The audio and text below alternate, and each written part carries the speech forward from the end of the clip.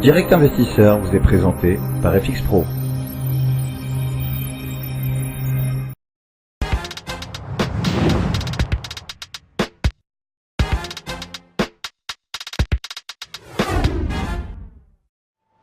Direct Investisseur, la suite, on va s'intéresser dans quelques instants au CAC futur.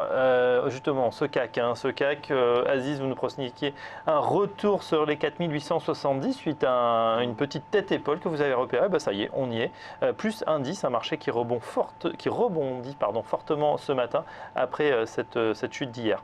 Oui, alors Fabrice, effectivement, c'était une lecture que j'avais eue hier en clôture, puisqu'on avait clôturé légèrement proche de ces 4820 points. On était à 4815 et effectivement, je me disais que si on arrivait à dépasser en ouverture ce matin ces niveaux des 4820 points, on déclencherait une tête-épaule dont le potentiel serait de quasiment 50 points. On y est, on est vers les 4875, on est même plus au-dessus de ce niveau, légèrement au-dessus de ce niveau. Et donc maintenant, ce qu'il faut faire, c'est éventuellement essayer d'accompagner le mouvement en faisant glisser son stop. Alors on va choisir la marge qu'on veut prendre par rapport au niveau de risque qu'on est prêt à prendre. On peut prendre par exemple un premier niveau de stop vers les 4850, 4860 en fonction du niveau. Mais effectivement, on pourrait avoir une nouvelle opportunité. Alors vous voyez qu'on a pris plus de 50 points en ligne droite, hein. On aura forcément un retracement dans la journée et il va falloir scruter plutôt ces retracements pour essayer de se positionner.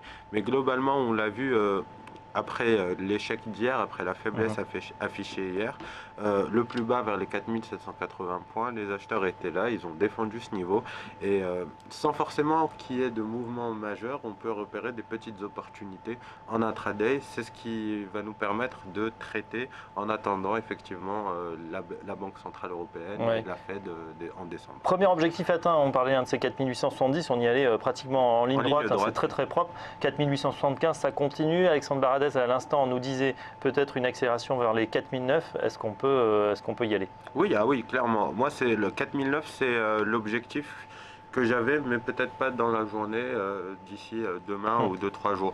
Mais c'est vrai que c'est ce niveau-là qui sera important, plutôt même les 4905 pour être précis, puisque ce niveau, c'est celui sur lequel on avait chuté lundi, on n'a pas réussi à le dépasser, et c'est surtout ce niveau qui va nous permettre éventuellement d'aller chercher plus haut.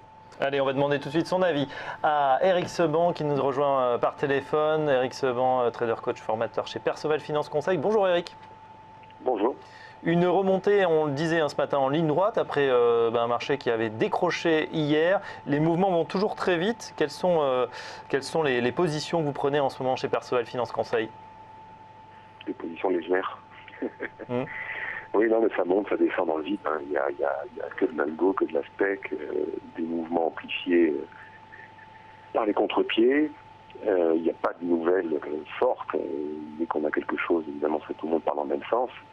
Et comme il n'y a pas beaucoup de densité, forcément, ça fait des mouvements importants. Donc, ce matin, j'étais plutôt placé à l'achat à 803,5. On n'a pas été, ça ne fait que monter.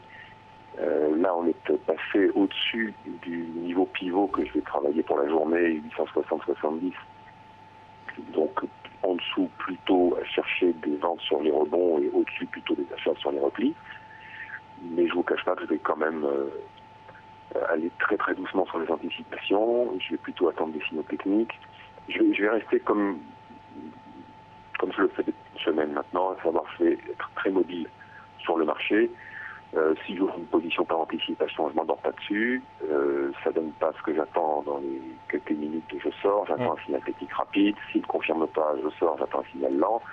Et ainsi de suite, et je recommence. Parce que on peut avoir des mouvements comme ça très rapides avec beaucoup d'amplitude. Je ne vais pas me laisser embarquer.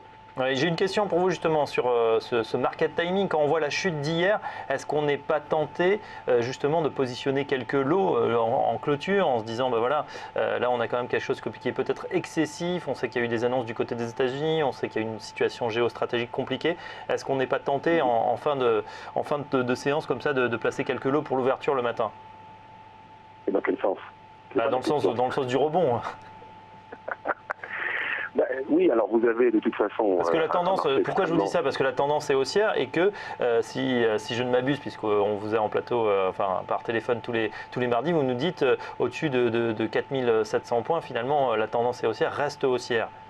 Donc est-ce qu'on n'est pas tenté quand il y a des abus comme ça à la baisse, comme hier, on peut se dire voilà ça va très très vite à la baisse, est-ce qu'on n'est pas tenté de reprendre un petit peu, de recharger un peu les batteries pour se dire voilà on va peut-être corriger à la hausse?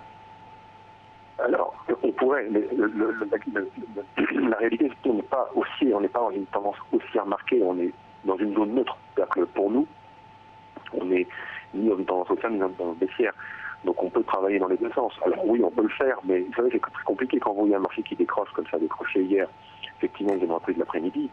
C'est assez compliqué d'anticiper. Alors oui, on a pu le faire parce qu'on avait un signal technique, mais travailler comme ça par anticipation quand le marché bouge vite et comme il le fait régulièrement depuis maintenant un petit moment, psychologiquement c'est pas très simple. Donc surtout quand la reprise se fait l'après-midi, vous avez la confirmation de cette reprise plutôt en fin de séance, donc vous avez laissé passer finalement la possibilité de le faire, sauf si vous vous dites voilà, là potentiellement on peut avoir un arrêt, c'est un niveau de prix, maintenant on a beaucoup baissé, donc je vais attendre un signal technique. Si je présente, je vais pouvoir me positionner à la hausse. Sinon, je ne fais rien parce que c'est plus prudent comme ça.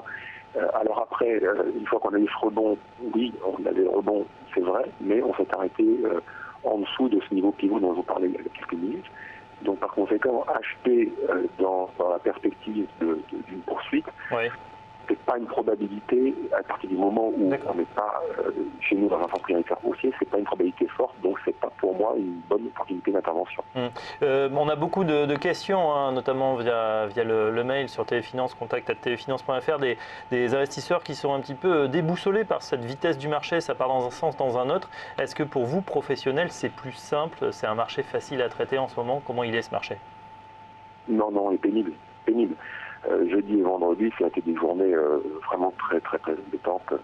On est de toute façon pro ou pas avec des émotions et donc des moments où on hésite. Quand on a un marché qui accélère et quand il ne fait plus rien, vous êtes placé et puis au bout d'un moment vous en avez marre, vous vous retirez. Vous vous dites voilà, je laisse tomber pour aujourd'hui. Le marché ne me parle pas tant qu'on n'a pas une situation avec une visibilité suffisante, tant qu'on n'a pas des graphiques qui nous parlent suffisamment pour nous donner des repères forts, et bien à partir du moment où on n'a pas de repères, on ne fait rien. D'accord, donc on s'abstient. Merci de cette précision parce que évidemment, si vous nous dites c'est pénible pour les professionnels, on peut imaginer pour des non-professionnels c'est encore plus difficile. Merci. C'est très compliqué. C'est très compliqué, donc on rassure tous ceux qui en ce moment patinent un petit peu sur les marchés, c'est normal, c'est le cas pour tout le monde. Merci Eric Seban, je rappelle que vous êtes trader, coach formateur chez Perceval Finance Conseil et on se retrouve très prochainement dans Direct Investisseur. La suite justement de Direct Investisseur, on parle dans un instant indice et valeur avec Rodolphe Vial, le patron d'ABC Bourse. A tout de suite.